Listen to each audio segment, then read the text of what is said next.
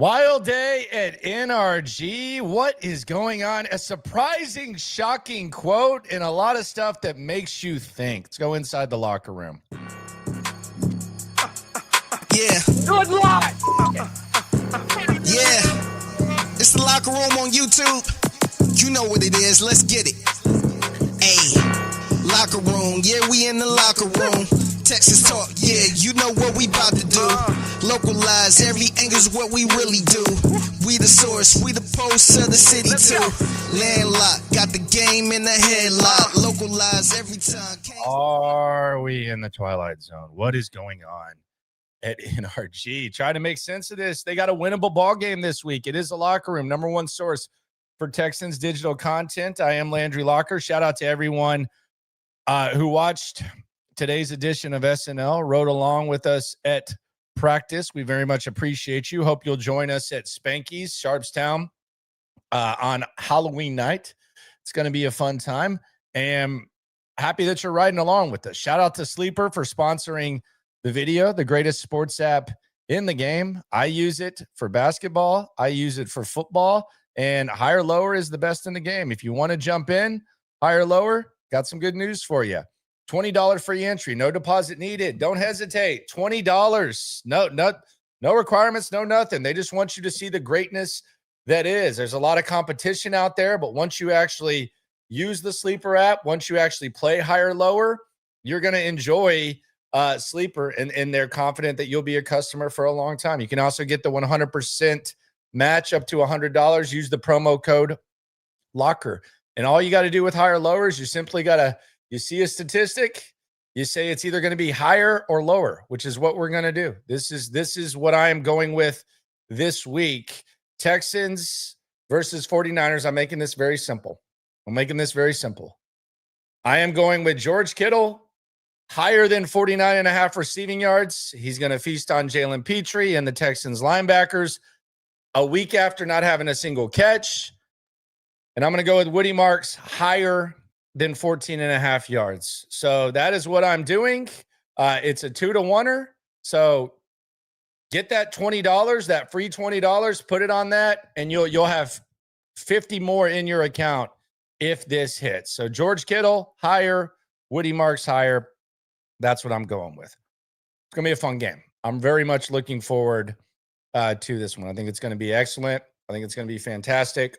I love the fact that San Francisco is coming to town, and I think it's a winnable ball game with a lot of history, a lot of connections, and a lot of exciting things to see. So I'm very excited about this. I will not be discouraged by the team that I cover. I am not going anywhere. I am not dependent on whether the Texans are good or bad. So I will not go anywhere. I will not get any less excited to be able to enjoy the greatness that is football. But I do wonder, is there hope for Nick Caley? Do you have any hope for old Nick? Old Nick C. Do you have any hope? Not Caserio. That's another issue on itself. By the way, did y'all see Jonathan Alexander drop the hammer on Caserio today in the Chronicle? My goodness. He went. Nick. He went in on him. I was very proud of Jonathan Alexander. He went in. I know the Chronicle doesn't hire columnists. They're like the only paper in the country that doesn't do that, but he took on the role of a columnist. And Jonathan Alexander, he swung the sword. Very, very good stuff from he. Appropriate stuff from he. But right now, Nick Caley is probably the guy that is leading to a large chunk of the frustration of Texans fans. And there have been a lot of things that he has done that have been frustrating. And I think Monday was perhaps the low point of what it right now looks like not a very good start for Nick Caley. It has been a very, very bad start for Nick Caley. And I think Monday was pathetic. The personnel decisions, pathetic. We'll hear what he had to say about that. The decision to run the same play twice in a row, pathetic. The 50 seconds between plays, which may have been CJ Stroud's fault, pathetic. We'll hear what he had to say about that. It hasn't been good for Nick. Nick. It just hasn't. And this hat, which is what Trucker Cam X brings up on the chat. Swarm. Would it hurt for Caley to just rinse his hat off with water or grab a different hat before pressers? He said he's superstitious. That's what I don't get. He said he's superstitious. If you're really superstitious, throw that thing away. I can promise you, this hat's not dirty. This hat is clean right here, okay? This is a clean hat right here. This is a clean hat. If I ever, and maybe I have, don't keep it to yourself if you think I have. Actually, maybe I have, maybe I haven't. I don't know.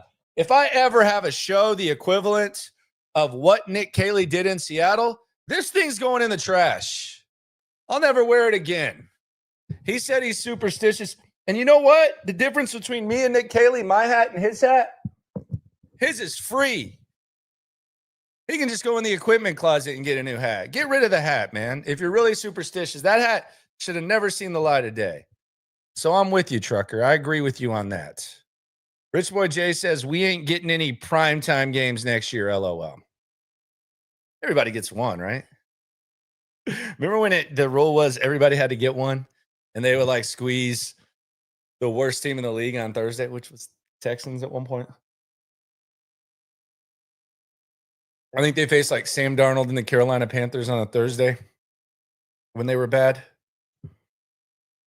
But I don't know. I don't know about all that. Melvin says Landry got the Bieber. Melvin, I'm going to have to hit you with it. Race car. There is nothing Bieber about this. Is that a Justin Bieber haircut? I feel like I've been racially, and you know what? I'm assuming that I'm being racially profiled by a African American, and maybe that's me assuming that you're an African American because your name is Melvin. So I'll hit myself with it too.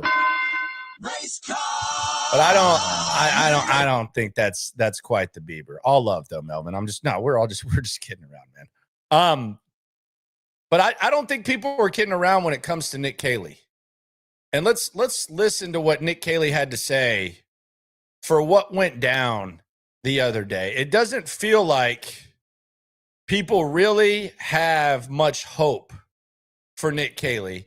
And I give him credit because I think he does a better job at the podium than Demeco does.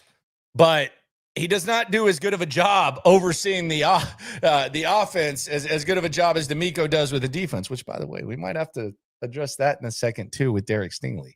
Caught up with Derek Stingley after Demeco was asked about press coverage and said, the game plan was to get hands on JSN, which is fine. Some people are like, press coverage and getting hands on is different things. Yeah, it can be. But if your goal is to get hands on someone and you have a corner who's up for the battle of pressing and shadowing, it's a lot harder to get hands on someone when you're lining him up 7-12 yards off the line of scrimmage, which is what they did. That's the confusing thing about that. So we'll hear from Sting in a sec, but I wanted to ask Nick Caley about the run at the end of the game because the Fairbairn thing has gotten a lot of attention.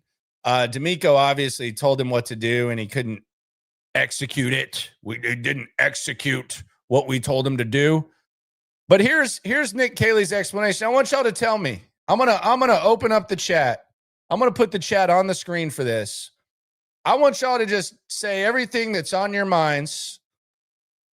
Keep it G-rated. You go PG-13. PG-13. I want y'all to tell me everything that's going on in your mind. I want y'all to dissect and tell me what you think of this explanation by Nick Caley when it comes to running the ball and letting 50 seconds go off the clock in a 2-possession game with 3 minutes left and 1 timeout. We talked a lot about the end of the game with Fairbairn. He was told to do something, it didn't execute it. Before that, not too long before that, y'all ran a run play, and 50 seconds went off the clock in between that.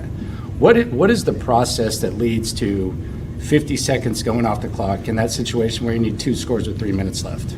Yeah, I mean, I think each situation is different. What we're trying to do is establish communication, from top down when we communicate what we're trying to get done relative to the situation, and obviously trying to get our plays in accordance with what we're trying to do, whatever that situation entails. And that for us, there was no different situation from my standpoint other than to get the plays in and try to give what we thought would give us the best opportunity to score. Do you tell him, hey, we got to get back to the line if we don't get in? Because obviously if you're running, if you don't get at the clock. Is that communicated Sure, yeah, before? we're trying to have, and that was a focal, and we talked last week when we spoke, just that was a focal point of just getting in and out of the huddle with urgency in general terms. It's a hard place to play with the crowd noise and stuff.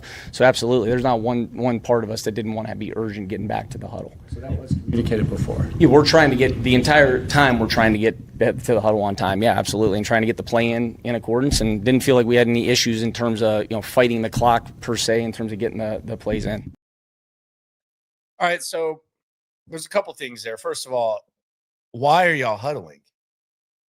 But he did say that that's the communication that he's putting out there. So much like Demeco said, we told Fairbairn what to do. He's basically saying, yeah, the communication is there. That's what he's saying. While they're huddling is another issue on itself, especially if you're going to run the football. Like if you're going to run the football in that situation, like what are you huddling for, sir? Time is money, man. Like kicking off at 2:05, that time is money, my friend. So that's weird all in itself.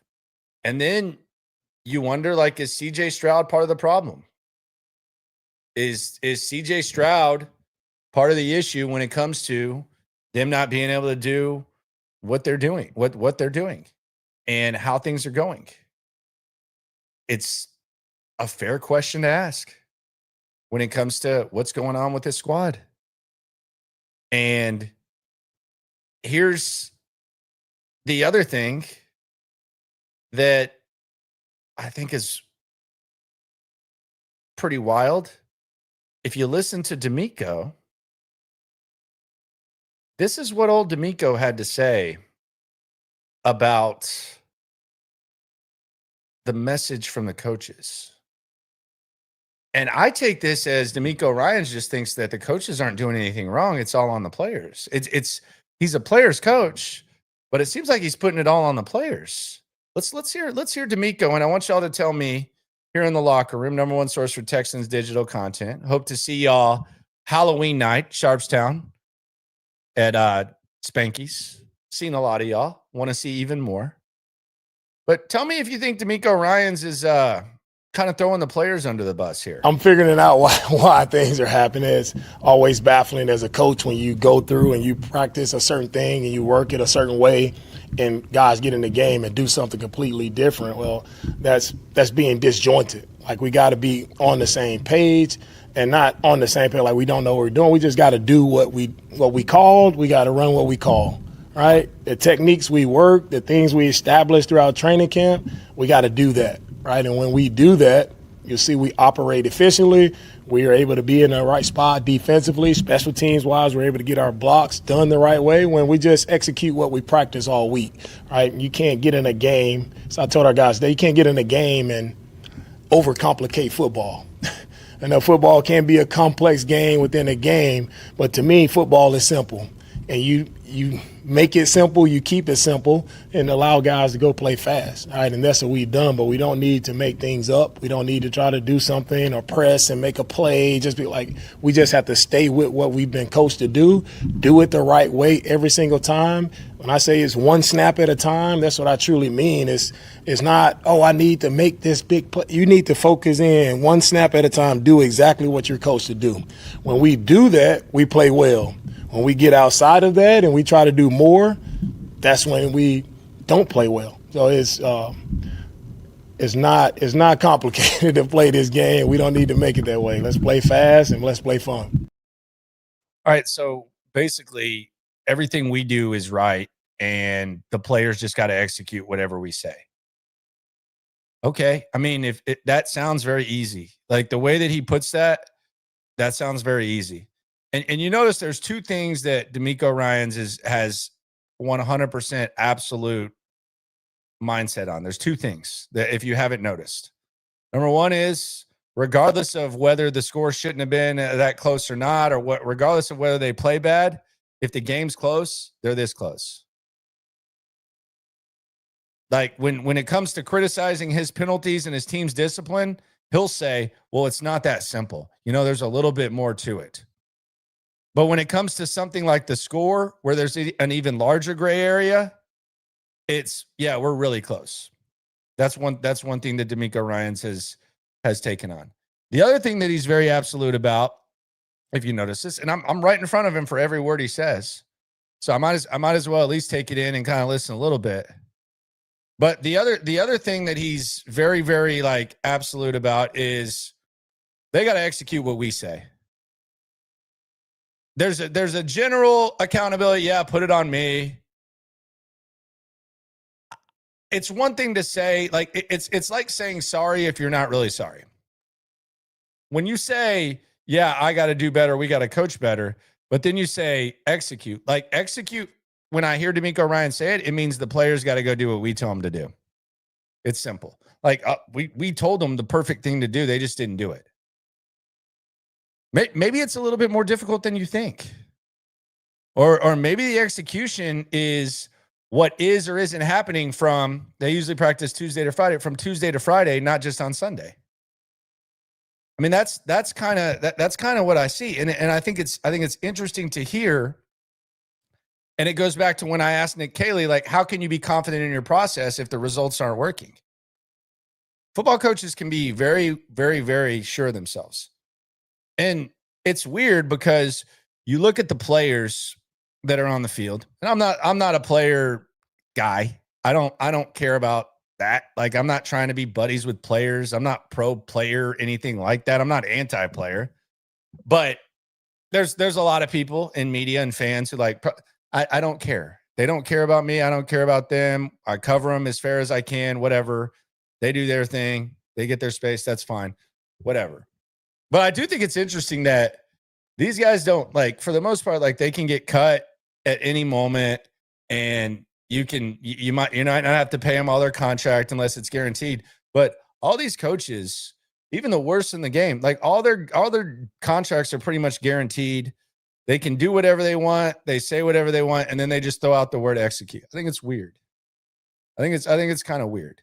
Like Nick Caserio, like God forbid he has 2 or 3 years left on his contract. Let's put 2 more on there. Why?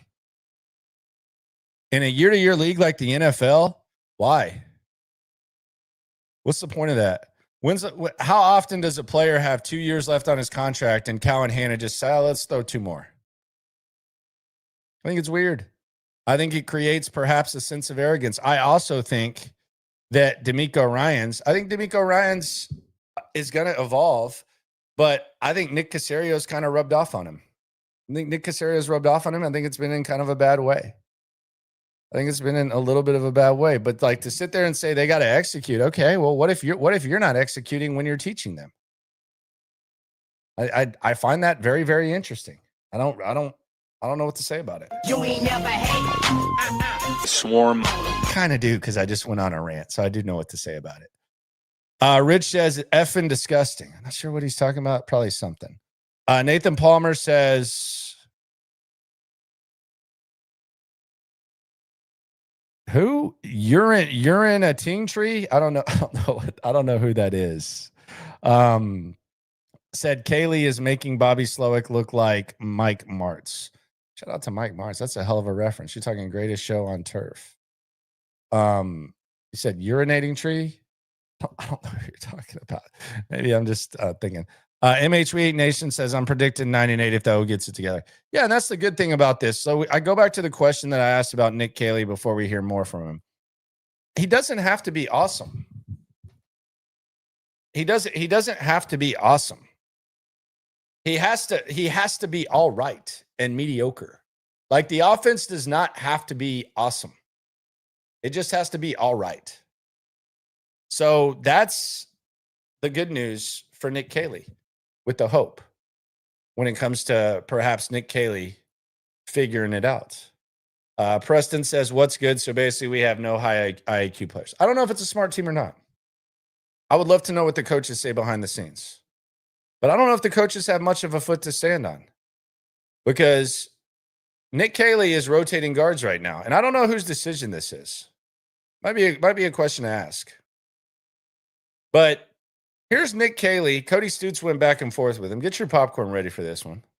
Extra butter. Here is Nick Caley talking about this guard rotation thing. You walk us through what exactly is going on at left guard with the rotation between Lake and Tomlinson. Sure. Yeah, both Scruggs. Both of those guys have at different times given us quality reps, and I think the balance between those two, there's been good moments. And is it all perfect? No, but it's not. It hasn't been perfect at every position either. So Lakin's a very instinctive, savvy veteran player that's played a lot of football. He's very tough. Juice has really done a good job and continued to improve from the time we had him here. Even training camp when the pads came on, and there's been moments. Is it perfect? No, but the complement of both of those guys pushing each other has made them show improvement and feel like the competition's been healthy, and we'll continue. If they earn opportunities, we'll continue to get those guys opportunities, and that goes for every position. It just so happens to be at the left guard position. Again, there's been good moments with both of those guys in there, and they and we've got faith in both those guys. Again, Lakin's played a lot of football. Juice obviously hasn't played quite as much, but he has shown improvement, and I think one of the ways that you get an opportunity to improve is by playing and having an opportunity, and they both again at times shown us good moments in there, and we'll assess that day by day and see at each game how it goes in the flow of the game.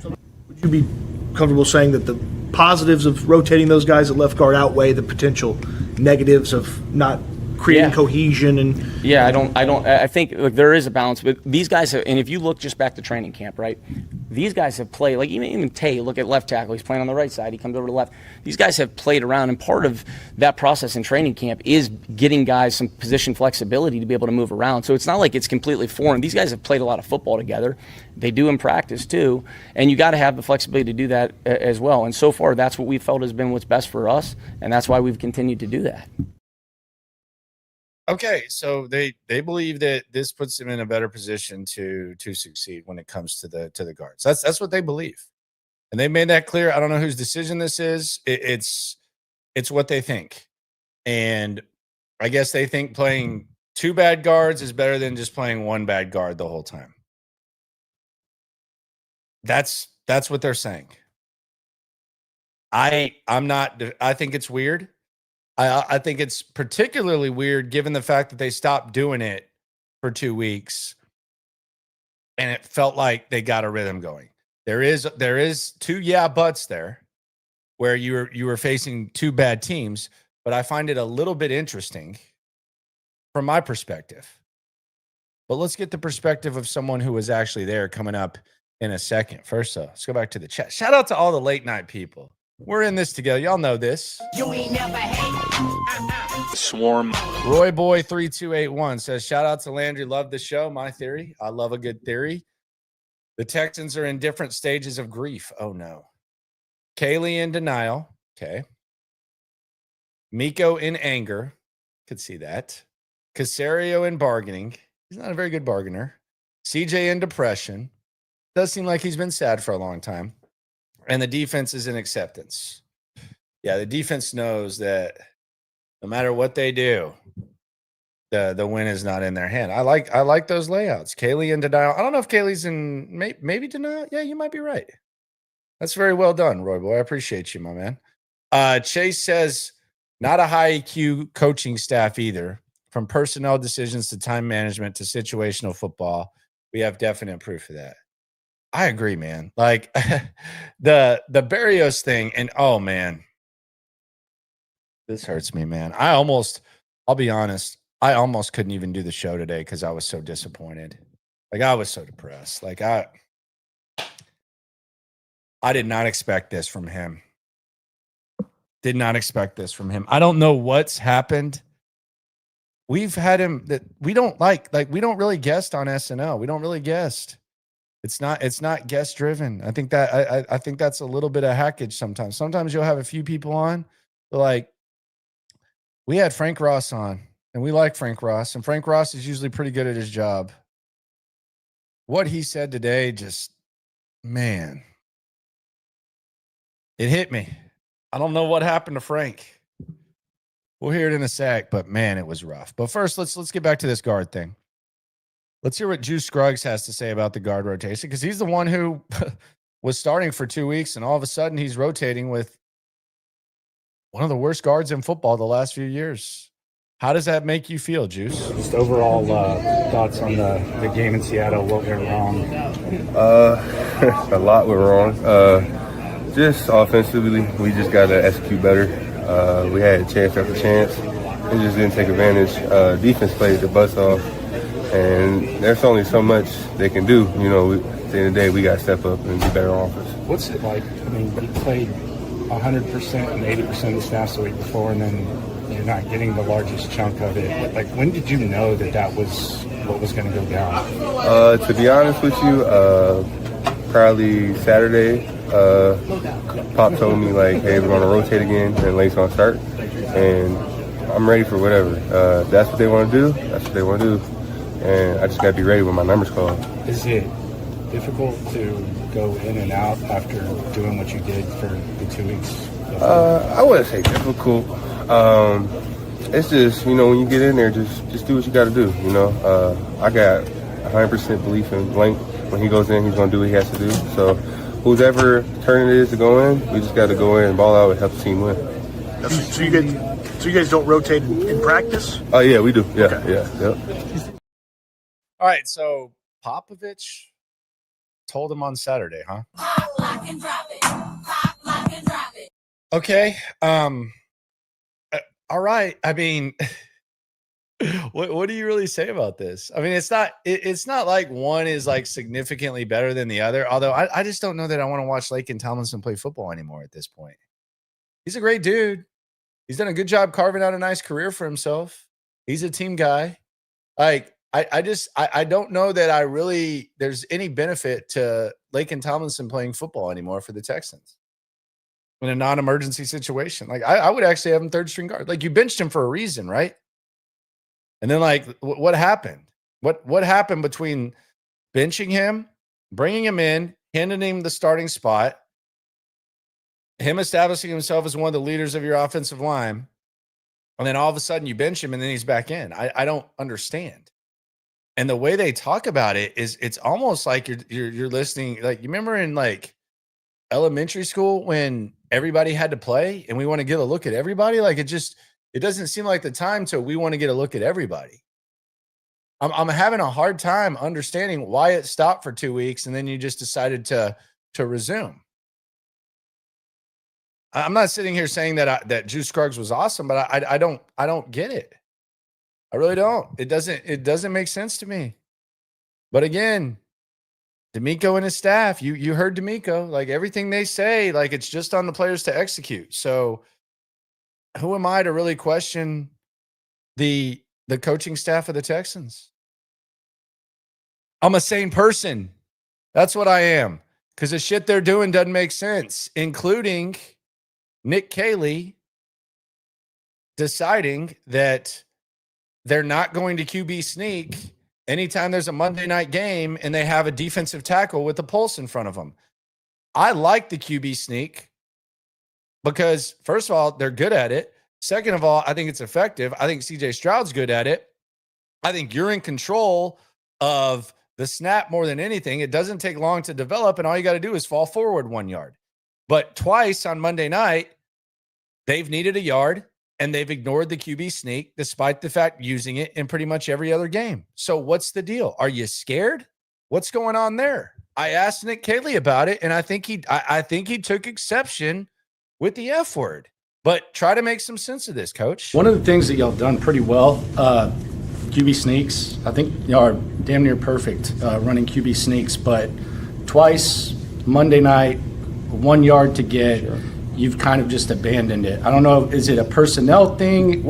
Why does it feel like there's? I don't know. I don't want to use the word fear, but the QB sneak works these games, but these games it's not even an option. Yeah, there's no fear when it comes to sneaking a ball. We had a plan, a short yardage plan, and we ran the plays that we felt would give us an opportunity based on structure of the defense, et cetera. We did not do a very good job across the board for multiple reasons from play to play. So, will we have an opportunity to sneak it? We've shown that we'll do that, but there's also other personnel groupings. There's also run types that we can attack based on front structures and teams week by week, however you see them. Not everybody's going to sit there in the same front structures from week to week to week. Okay. So the front structure dictates the QB sneak. That's the one play that doesn't really get dictated. Like, they're good at it. I mean, you got Orlovsky and Louis Riddick. Like, it's not just my dumbass sitting here saying this. Like, do you want longer developing plays? Like, I'll admit, like, I love QB sneaks. It's a nerdy ass statement I just made. I love QB sneaks. 3 times for me. If we need to go, we're running QB sneak 3 times. We're not running tush push. We're running a traditional QB sneak. And there are some quarterbacks who can't run them. Like, there are instances where the quarterback, CJ Stroud's not one of those quarterbacks. He did like the Euro step QB sneak this year. So I don't understand it. I guess you see Byron Murphy. He doesn't want to admit it. He took exception with the word fear. But you literally just said that the way that they line up dictates it. That's fear, kind of, like, to a certain point. And you also I know Byron Murphy's there. He's good. I know that Vita Vea was there. He's good. I also saw the Lions before run a QB sneak. Like, you either go to the left or the right or over the center. Hold the ball, drag your legs. Sometimes you can just, like, sit on top of the lineman. I've seen it. It's not like we're sitting here talking, and I'll say I won't lump y'all in. I think a lot of people agree with this, but it's not like we're sitting here talking about a team that's never run a quarterback sneak, and I'm sitting here saying, man, it would really be nice if y'all run a quarterback sneak. No, they've done it, and they've done it well. It's one of the few things that they've done well on offense. So what the hell's the deal? I'm not sitting here saying that every quarterback is Tom Brady. It's always kind of a little bit of an eye roll when you mention Tom Brady. But, dude, of all the things to copy in New England, like, I feel like they did a good job at QB sneaks. For whatever reason, they just don't want to do it in certain situations. I don't know if they just get nervous on Monday night, it's too much for them, or if they just have too much respect for the opponent. I really don't know. But it drives me nuts. It drives me absolutely nuts. You ain't never hate. Swarm. Corey J says, do we still have hope? Yeah, you do. 5-5, man. 5-5. 5-5, and then see what happens. But if you get to 5-5, you have hope. Starts this week against the San Francisco 49ers. You're favored. You got a quarterback that you should be able to do some things with. You got to contain Christian McCaffrey and then Kittle. But they're very banged up. They have 2 elite players on defense. Both of them are done for the season in Bosa and Fred Warner. And that's just a small portion of the amount of players that they have out. So you bet your ass you have hope. Like, if you're hoping to get in the playoffs, you got a chance. But it starts this week. 5-5 was the thing. Do I think that they have enough of a ceiling to, like, make a run? No, I don't think so. But, I mean, I'm sure there's been teams who've kind of been stagnant at this point, and they've flipped the switch. I don't know if this team has flipped the switch potential, but absolutely there's hope. The season's not lost. This week would do a lot of damage. I do think they're outmanned coaching wise. I'm a big Robert Saleh fan. I like Robert Saleh a lot. I think it's unfortunate what happened in New York, where he's basically had 2 quarterbacks thrown his way in different situations. But I respect him as a defensive guy. I know he had a lot to do with Demeco's development. We know Demeco's a really good defensive guy. And Kyle Shanahan's Kyle Shanahan. They're very lucky to have the record they have. Coaching's a big part of that. But yeah, I think they're a beatable squad. There's a reason that the smart people in Vegas have the Texans favored. You ain't never hate. Swarm. Cesar Pham says the Caserio regime are worse than Easterby. That's a strong statement there, Ben. It's a strong statement. I will say, I think Nick has kind of aggressively tried to do Patriot stuff when early on that was something that they really tried very hard to avoid. I think they've kind of reared back. And quite frankly, I think Demeco's, I've said this, I think Demeco and Caserio are aligned. I think I don't think you can separate the two. I think they're very much aligned. I think they're very similar. I think Demeco has become kind of a little bit paranoid at the podium. And I think that bleeds into your actual like job and mindset. I don't think the Patriot paranoia, the Patriot approach to outside noise and stuff, I don't think that translates very well and helps. The only time that happened was there's one example of that working. Bill Parcells wasn't that way. I know people say, well, what about Bill Parcells wasn't that way. It was a Belichick thing. Belichick's completely exposed himself, and all of his disciples have exposed themselves too. I think it's rubbing off on Demeco. But I think we're heading towards a time, and this is maybe a conversation for a different day, but I think we're heading towards a time where Demeco is going to be football king like Bill O'Brien was. And I'm not saying whether that was a bad thing or whether that's a good thing. I'm just saying I think that's where we're heading. I think that's where we should head. And I think that it's different because I think Bill O'Brien, I think Demeco Ryans has given every effort possible to make this work with Caserio. I think he's given. I think he's taken. I think he hired his OC at first, and then I think he let Nick Caserio do his thing. I think he became more open-minded. I think he let Caserio kind of like rub off on him. But I think eventually we get to a point where when they split, I'm not saying when it's going to happen, but inevitably they'll split at some point. I don't anticipate them both exiting at the same time. I think Demeco's shelf life is longer. I think we're going to get to where Demeco is football king, and then we'll see how that works. I know it didn't work with O'Brien. I think he brings in a GM that basically answers to him, and I don't think he's like a hard-headed idiot. I don't think Demeco's like gonna. I think he wants people to help him. I think he wants people to help him. He's open to it, but I just don't think right now it's going very well. But I think that's where we're heading, where Demeco will eventually be football king, and we'll see where the whole thing goes. Now, the McNairs made it weird because they decided that, hey, Nick, here's 2 extra years. So I think he has 3 years left on his deal after this year. But they've also shown that they're not afraid to waste money on guys who don't work. But I think we're heading towards an eventual crowning of Demeco Ryans as football king here. And we'll see if he evolves. I know he likes to use the word evolve, and we'll see if he evolves. But I don't think this Caserio thing is going to go well much longer. I really don't. Truth with ease. You ain't never hate. Swarm. When we lose Sunday, who gets fired? What happens? I don't think they're firing anyone if they lose. Now, I think it becomes inevitable and we start really looking at the big picture, but I don't think they just flat out fire someone. I do think Demeco has to regret changing this offensive system. But as far as just firing someone, I don't think that happens if they lose. You say when? If they lose on Sunday. Who knows? Preston again says, so we have an open guard competition during the regular season, which should have been decided during the offseason. Yeah, the coaches have no IQ either. It's not even a competition. It's a rotation, man. Like, they're literally just rotating. They're not even competing.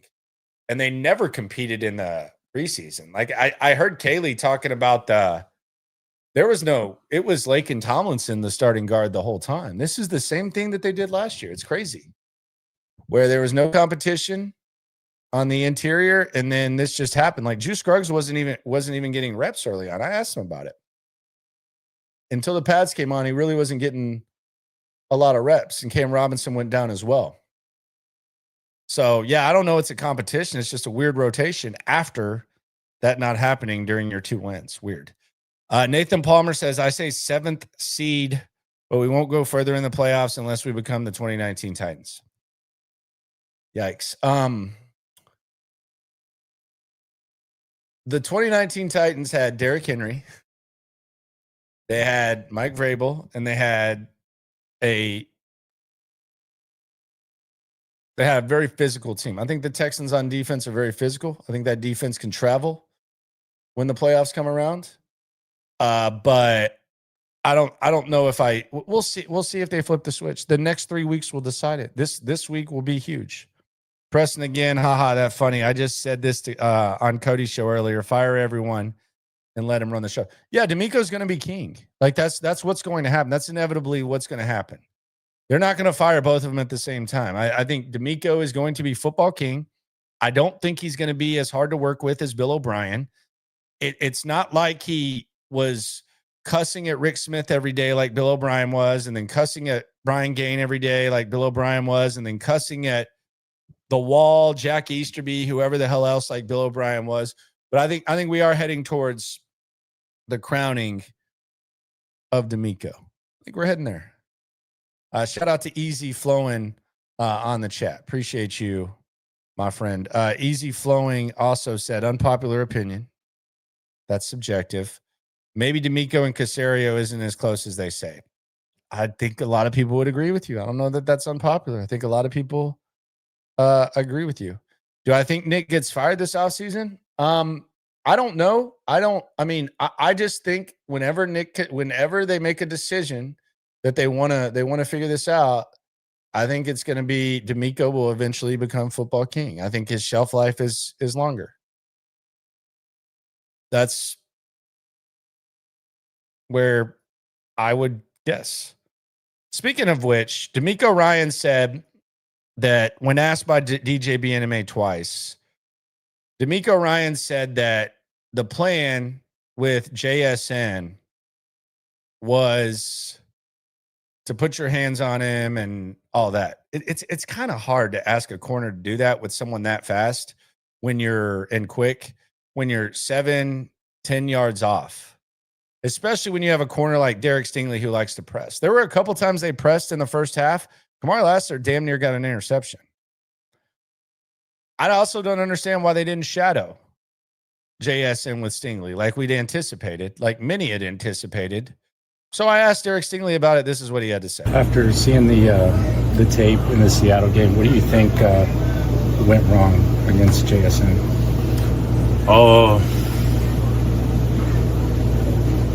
You just gotta communicate.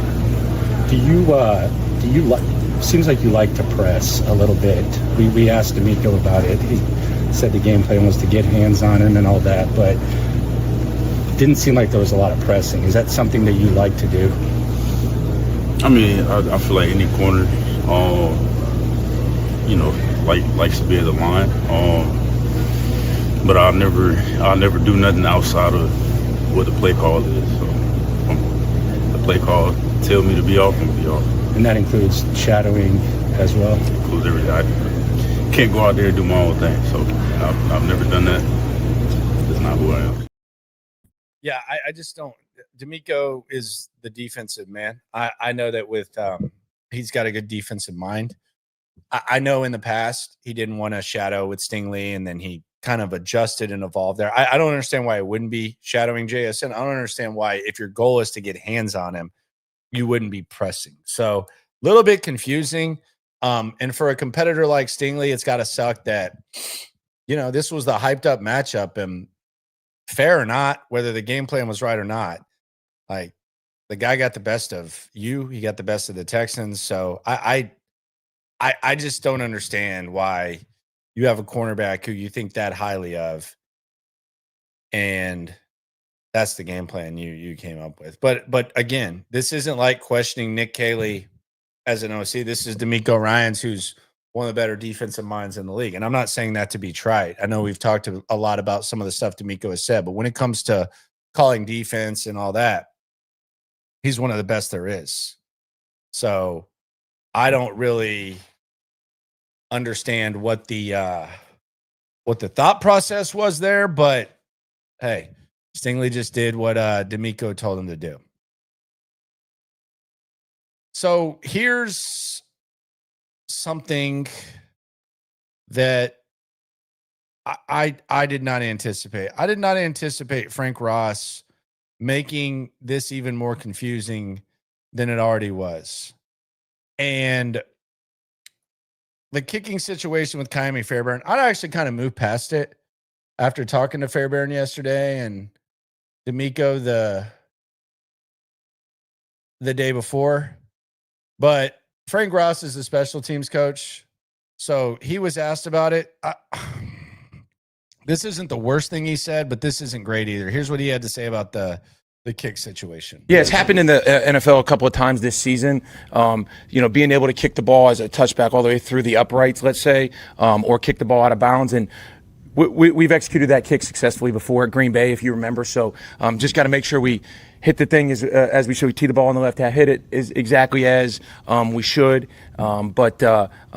Live, learn, move on, and make sure we get corrected. We've missed field goals before. The next kick, you go out there and you kick it successfully again. So nobody's more dedicated than number 15, and excited to see when our opportunity comes again in a unique situation, us execute. Was that an example of maybe the aggression in that situation backfiring? Caley mentioned he felt like he was a little too aggressive with the kick. Maybe just make it a little simpler, get it out of bounds, get it at the 40. Yeah, I think simpler is a tricky word when you're talking anything. I've used this reference. I think you were talking about the kickoffs, and I've mentioned, hey, let's island green a par 3 golf, and it's not always as simple on certain things, and to the degree of the word aggression. What we're trying to semantics on that is that's just wording. I think we're trying to place the ball where we want to, and whenever we get the opportunity again, we'll execute on it. Just to clarify, any kick out of bounds would have not run the clock and would have put the ball That's at correct. the 40-yard line, correct? That's correct. The 35-yard line is the setup zone for the kick return team. The 40-yard line is the kickoff zone for the kickoff team. I don't know if you can't just bunt the ball, right? Because they get the ball if it's short of the setup zone there. So you can't just kick the ball off the tee 2 yards. They would get the ball right there. Right. So as an example, that's a different style of penalty. So yeah. High-grade marijuana called Kush on the streets. So he doesn't believe in the word simple. Demeco thinks that football is simple. I don't know. It's really easy to understand. So they should have just told Kaimi Fairbairn, kick the ball out of bounds at the end. Instead, they tried to save 5 yards. They basically they took the difficult golf shot and they tried to save 5 yards. Curve it out. It's really that easy. It shouldn't have come to that, because they shouldn't run plays 50 seconds between each other. So that made it worse. But I actually understood the situation, and my brain had moved onto the Nick Caley part of things. And the special teams coach spoke, and God bless him. I like him, but he made it a lot more confusing.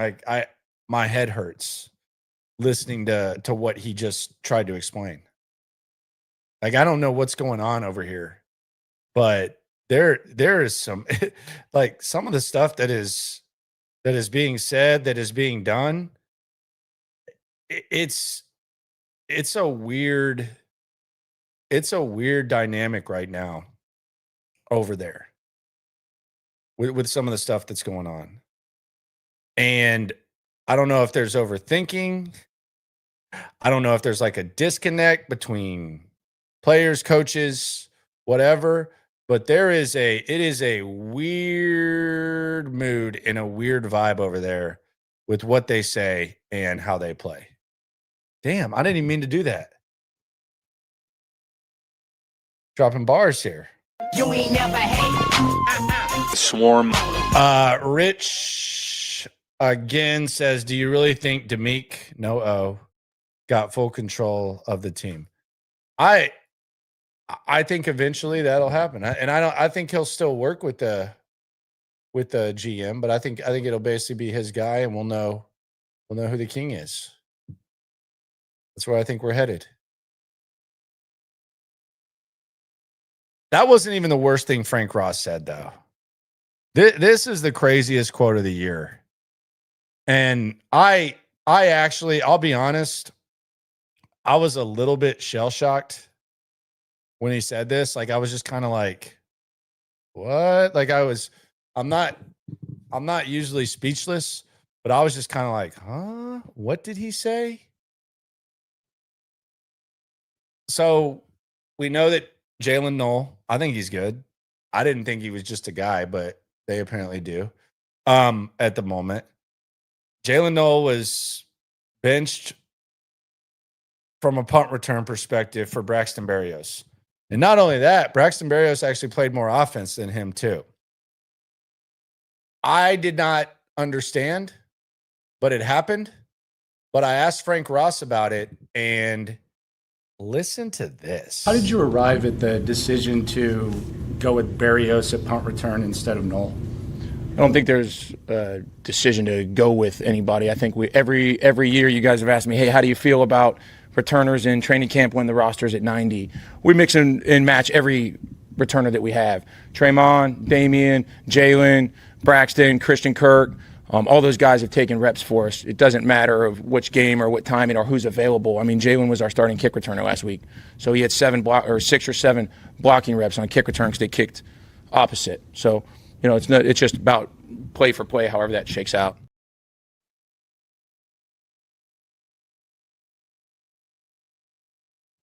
Hold on. How did you arrive at the decision to go with Berrios at punt return instead of Knoll? I don't think there's a decision to go with anybody. I think every What? You don't think there's a decision to go with anybody? What do you mean? Like you went with him? What is he saying? Like they are so weird now that Frank Ross is saying stuff like that. There's not a decision to go. Yeah, you went with him. You go with CJ Stroud at quarterback. He's the quarterback. At center, you're going with Jake Andrews. Guards, you're going with the rotation. How weird are they now? And I did not expect this from Frank Ross. Like I figured maybe, well, Braxton Berrios is a veteran, he's blah blah blah, yada yada yada. How did you arrive at the decision to go with Berrios at punt return instead of Knoll? I don't think there's a decision to go with anybody. I think What? How, what? What? How, what is going on? What? I listened back to it. I had someone send me that, and they were just like, what is he saying? I don't know what that means. Like you went with him.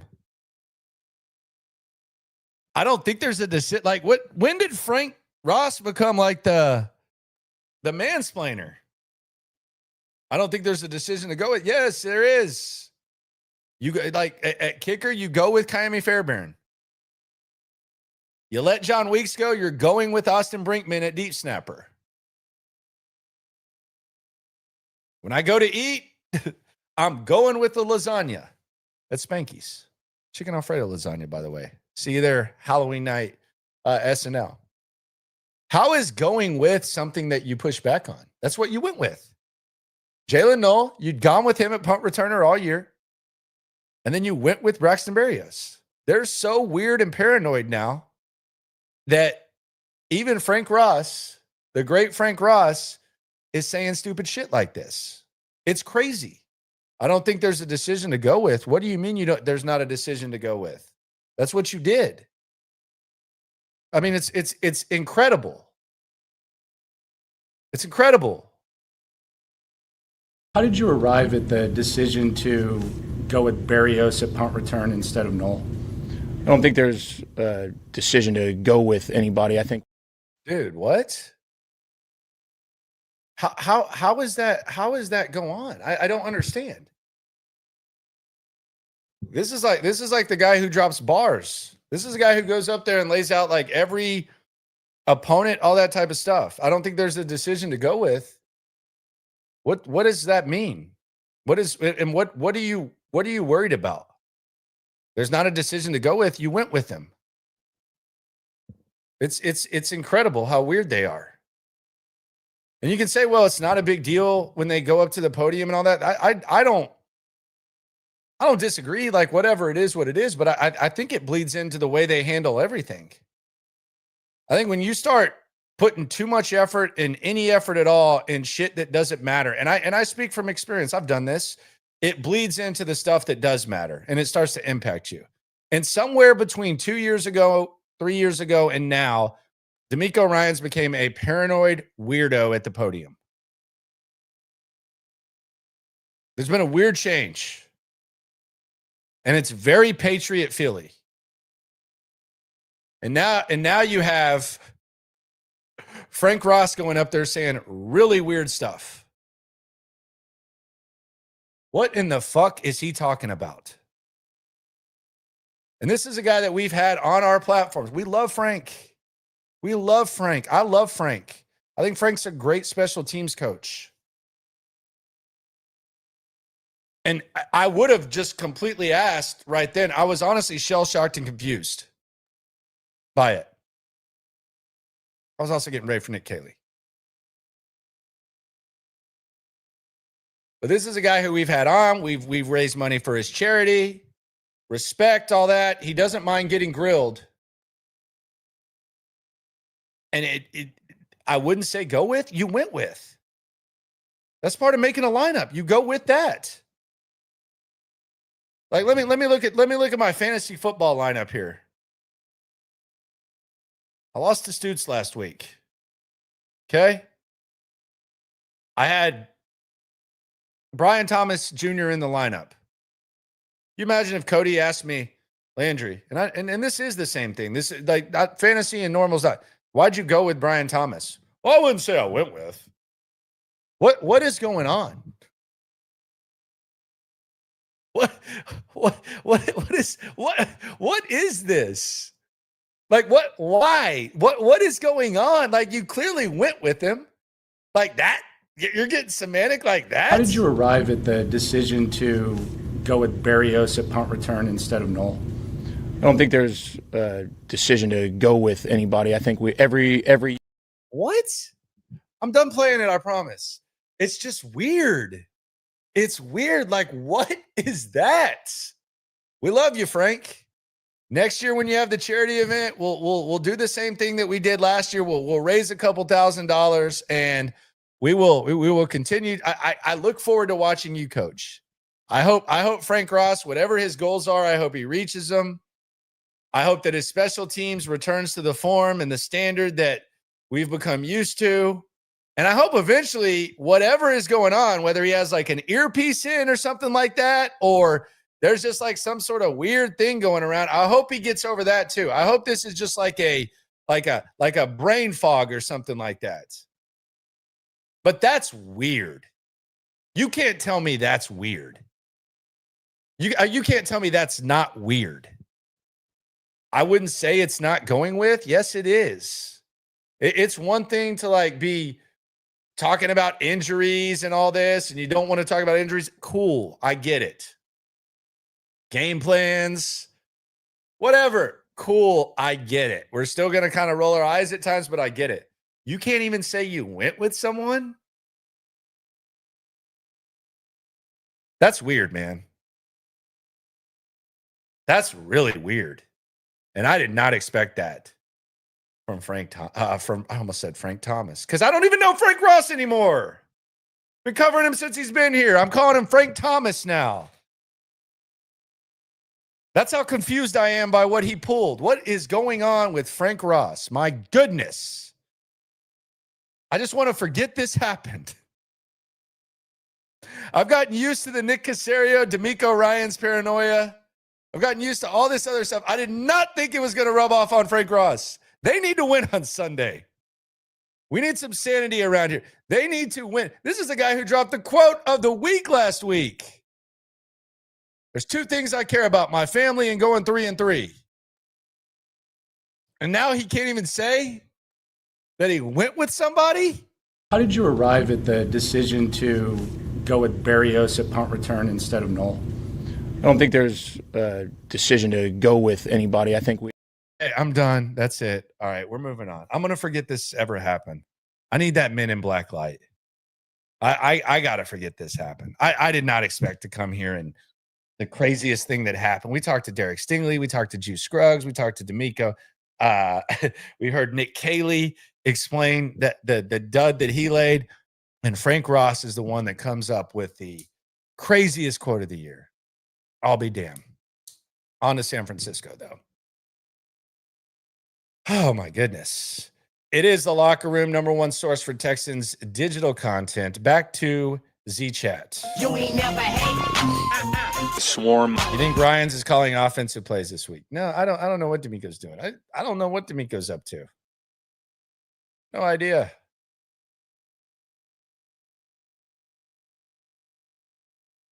Don't really get it. Don't really get it. Don't know. On that note, we got an early practice tomorrow. 10:30. I still can't believe this. Nico Collins, Christian Kirk still out. I anticipate they're not going to play this week, so we'll get the official word tomorrow. I would anticipate the final injury report comes out and they're ruled out, so we won't see them. And then we'll see how the whole thing goes. We'll rank the blame tomorrow. I was going to rank the blame. My overall theme of this is that I don't think anyone's excluded. I don't think CJ's excluded. I don't think Demeco's excluded. I don't think Caley's excluded. I don't think Casario's excluded. I think the offensive line, I don't think they're excluded, and I don't think the way in which they're being used is excluded. So we can rank the blame. We can do that another time. I was going to do that. Quite frankly, Frank Ross just kind of threw me off. I'm kind of in a weird mood now. So I'm gonna go probably hit some of that high grade marijuana called Kush on the streets. I need it now. After that, shout out to Sleeper for sponsoring the video again. Higher than George Kittle, 50 yards, and higher than Woody Marks at 17. $20 free entry. Get 100% match up to $100. Use that promo code Locker. Appreciate y'all for rolling through. I don't know why I went with this microphone. I wouldn't call it going with, but I went, just the microphone. I didn't go with this microphone. I just kind of, it's. Localize every time, can't stop, won't stop. Yeah, we top 2 and we not too plugged in daily digital on YouTube.